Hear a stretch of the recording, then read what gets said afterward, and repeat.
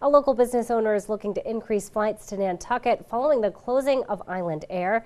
An effort to put land into conservation in Hyannis moves forward, and we chat with Chief of Police Paul McDonald on this episode of Barnstable Today. It's Wednesday, December 16th, 2015. I'm Sarah Mannel.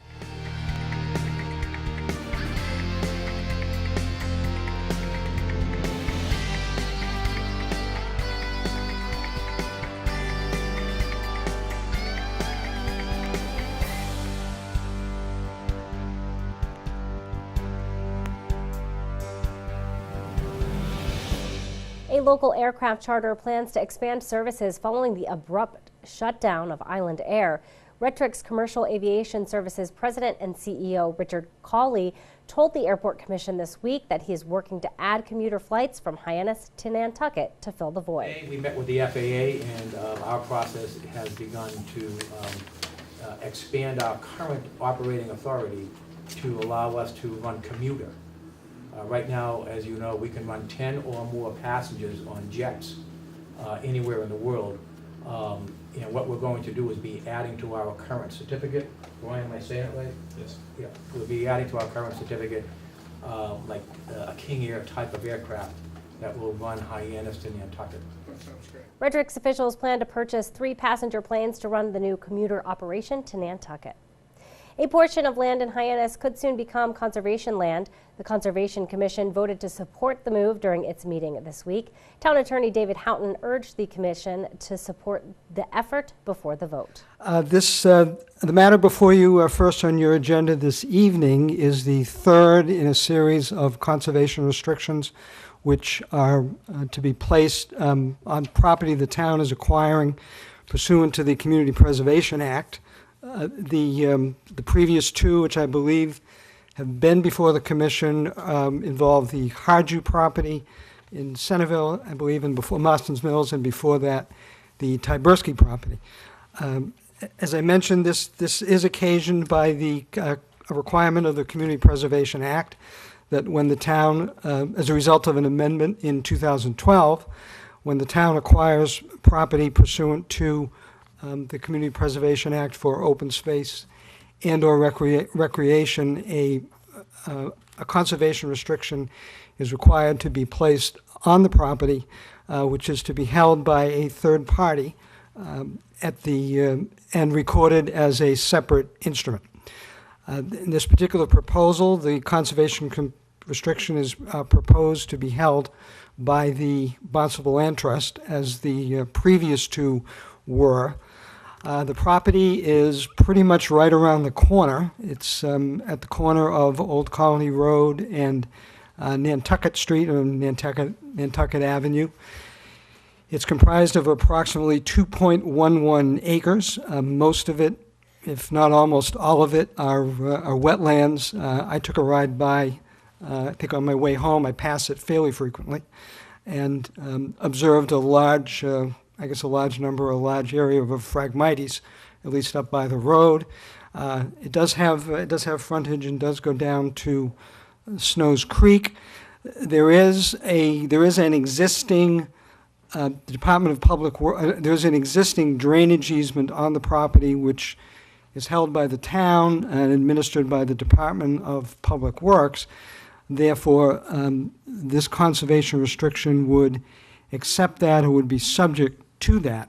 Since the town is going to be buying the property, the title will merge. So and therefore, since it will be held under the purposes of the Community Preservation Act, it is necessary to also reserve that drainage easement purpose. Conservation restriction will next go before Town Council for final approval.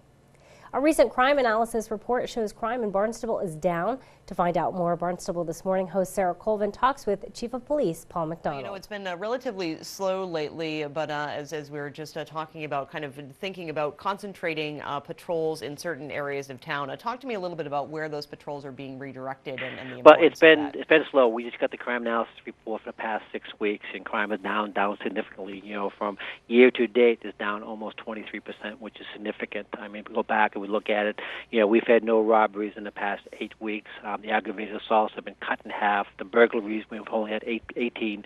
beanies. That's a combination of beanie motor vehicles and houses. Only been 18 of those. And last in these there's only been a grand total of 30 in the past 6 weeks, which is significant. So with that, we are redirecting our patrols as we always do. We always look at what we're doing every day and every week at the end of the month, and where can we do a better job. And we reconcentrated the patrols down the area of Route 132, particularly during the shopping hours. And we've also increased the level of traffic enforcement out there. This particular time of year, people are out there, they're having a good time, but they still have to be extremely careful. And it's been a bad week for motor vehicle enforcement because over the past 3 days we've made 6 OUIs arrests, but 3 of them were for multiple offenders. The first person was arrested for his 4th OUI, and that was at 1:30 on Sunday afternoon. It was a result of a motor vehicle accident at the corner of Route 28 and West Barnstable Road. Fortunately, no one was hurt, but the individual was arrested, and once he was booked, it was found out this was his 4th OUI. There was 2 other OUIs, and again, for multiple offenses. This was the 3rd one for Lisa McGovern of Great Marsh Road. She was arrested Sunday night at 2:30 in the morning. Once she was booked, it was found out it was her 3rd offense. And another gentleman, Richard Kiley, he was also arrested. He was arrested on Friday morning at 2 o'clock in the morning. And again, it was his 3rd offense. We talk about addiction all the time with cocaine, heroin, but there is still an obvious problem out there with alcohol. At this time of year, it kind of peaks for the OUI arrest, but it's very unusual for us to arrest this number of people for so many offenses. So it was unusual. Right, and Chief, you make an excellent point regarding obviously we talk a lot about the opiate and the drug addictions, but even according to the county survey that was done last year, alcohol still remains the most pervasive substance abuse substance in our region. So there's no question about it. And then when you combine that with operating a motor vehicle, that's a deadly weapon. So it's the number of OUIs are down significantly over the past 20, 25 years, but it still is a significant problem out there. Indeed, and this time of year, certainly all the holiday parties, people getting into the festive mood, but still important to make sure that you do not get behind the wheel of your car if you've had too much to drink. Absolutely. Call a cab, a designated driver, but do not drive.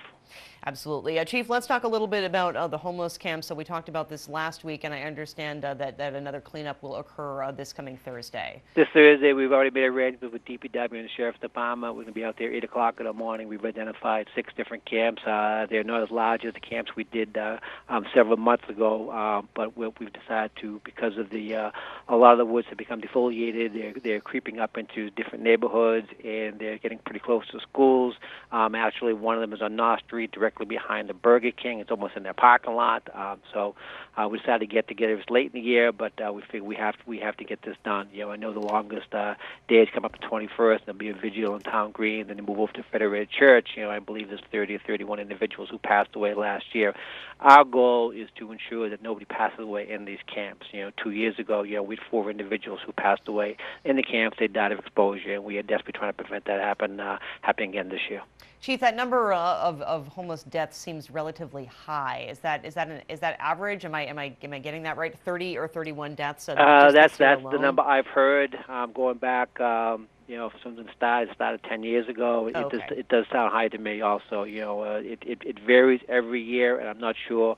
They all did not pass away in the town of Barnstable. I mean, this is for Barnstable County, I believe.